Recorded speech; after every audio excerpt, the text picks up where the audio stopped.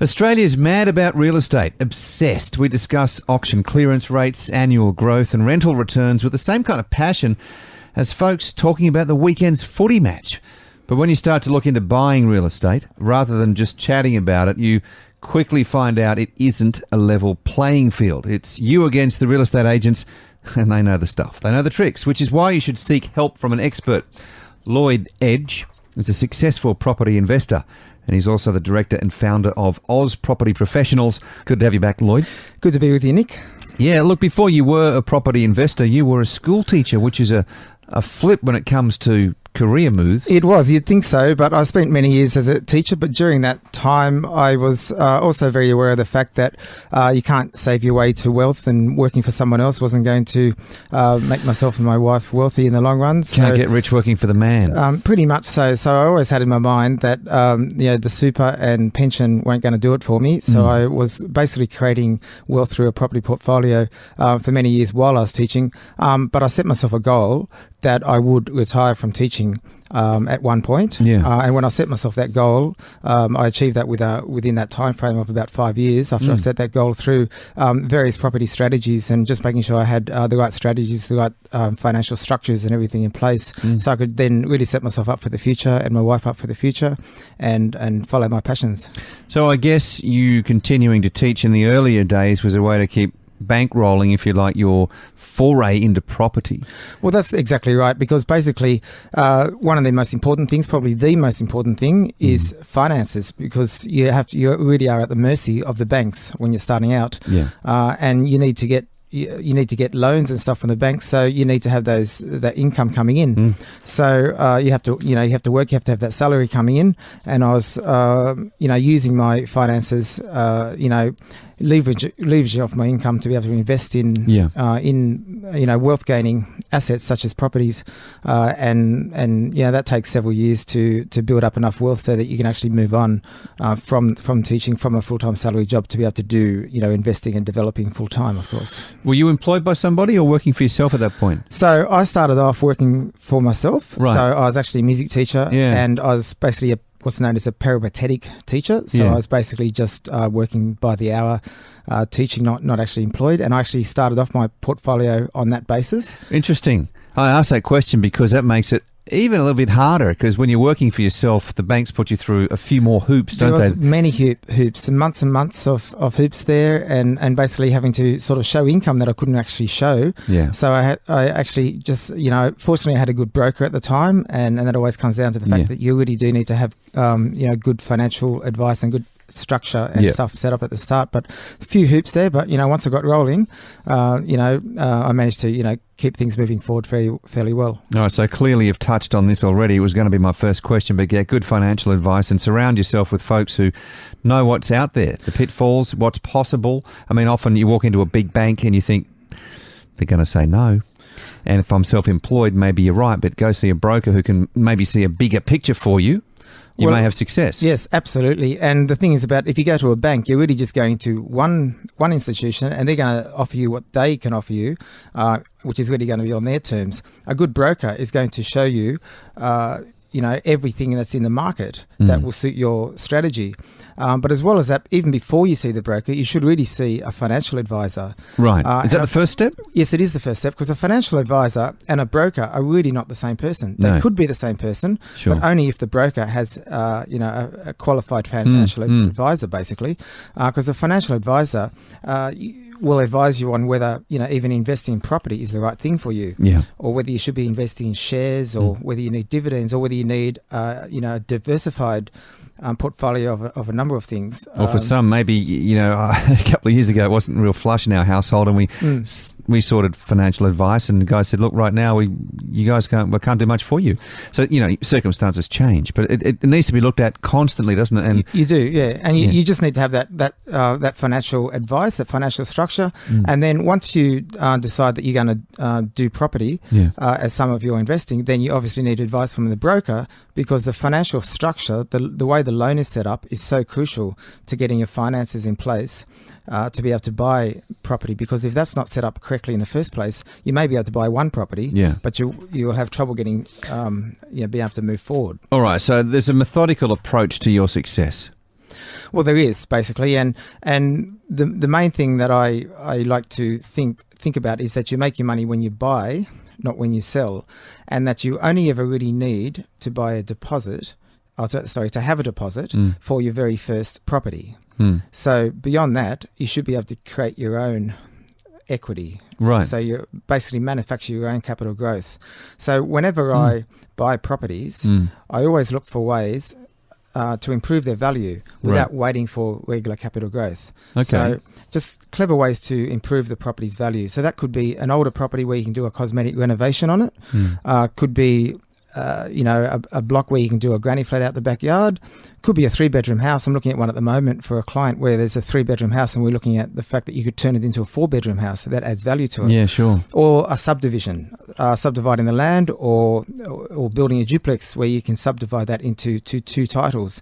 But you're creating equity there, and that allows you to withdraw that equity and move forward to your next property without having to save for the next property. So you can get ahead much quicker than you could normally, basically, and that allows you to get towards your goals a lot quicker.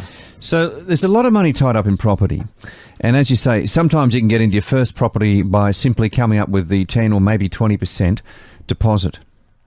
At what point have you learnt that you can begin to get an income from this diversification into property? Yeah, well, that really, it does take firstly, it takes a lot of education. You need to do a lot of study into that. Yeah. And it does take a few properties as well, and learning a few tricks along the way. But basically, the idea is you need to have a good balance of cash flow and growth, basically. So you want to be buying in the right areas where you're going to get some capital growth, but you need to have some cash flow there. And that cash flow is what's going to help your income later on. But some of those things that are going to help you get good cash flow from properties is things like dual income. So people talk about trying to get high yields, and people sort of talk about 5-6% yields. Yeah. They're getting harder and harder in today's markets. But if you can go for dual incomes, where I mentioned the granny flat scenario before, where you can have the main residence has maybe 3 bedrooms, and then someone's living at the back, 2-bedroom granny flat, or you may have a duplex where there's 2 units on the inside. There's 2 incomes coming there. Now, once you get a couple of those in your portfolio, you really start getting some real cash injected into your portfolio. That's where you start to really feel the results of financial freedom through your portfolio. Right. So generally, have you seen that you get better yields on a dual income scenario? You get much better yields on the dual income scenario because there's 2 incomes there.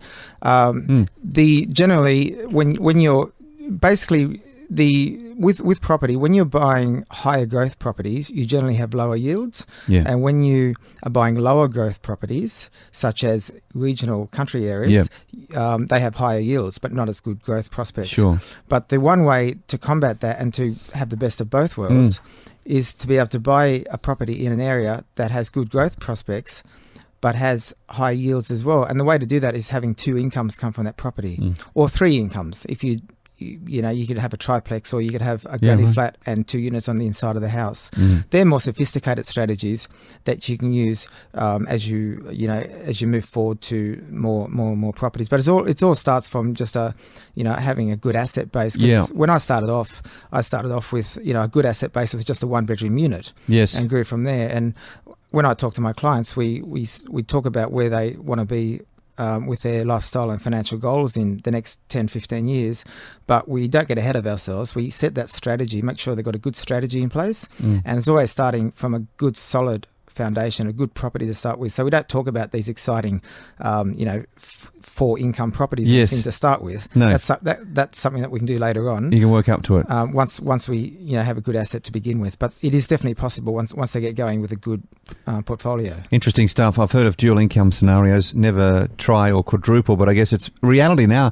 Stuff like Airbnb is a possibility for some to maximise incomes, isn't it? Airbnb is great, and much higher yields than regular properties. Yeah. The thing about Airbnb is that there's a slightly higher risk there, because the properties aren't always tenanted. Yes. Generally, when you rent your property, I generally allow for 48 weeks in a year for them to be tenanted. Yes. Now, most of the time, mine are tenanted for 52 weeks in the year, but I like to allow 4 weeks of contingency in case. So Sure. when I'm doing the feasibility, I always think of 48 weeks of them being tenanted. Bit of conservatism's always good. Well, that's right. Airbnb, generally they're going to be rented during the busy season, and there's going to be times of the year when they're not rented. So those higher yields may be offset by some vacancy at times. So it's a bit like having a holiday home and trying to rent that out. So you really got to think about that and weigh up the pros and the cons with those sort of things. I wonder what is the majority of investors often don't get past 2 properties. Why is that?